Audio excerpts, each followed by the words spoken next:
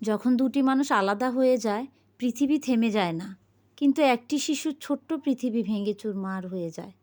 সে একদিন দেখে মা আলাদা ঘরে, বাবা অন্য কোথাও, এবং একদিন সে বুঝে যায় ঠিকই ভালোবাসা টিকিয়ে রাখার গল্পটা সব পরিবারের জন্য হয় না।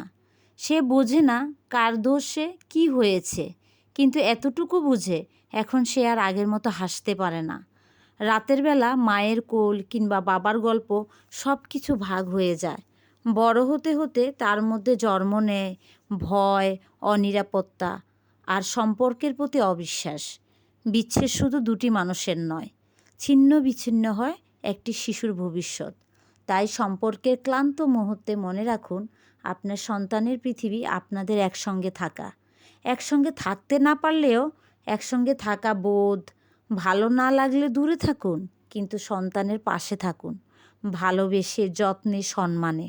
কারণ বিচ্ছেদটা যেন আপনার সন্তানের জন্য অভিশাপের না পরিণত হয়। অসংখ্য ধন্যবাদ এতক্ষণ ধরে আমার ভিডিওটা দেখার জন্য। লাইক, শেয়ার, সাবস্ক্রাইব করে আমার পাশে থাকবেন। সুস্থ থাকুন, ভালো থাকুন। আল্লাহ হাফেজ।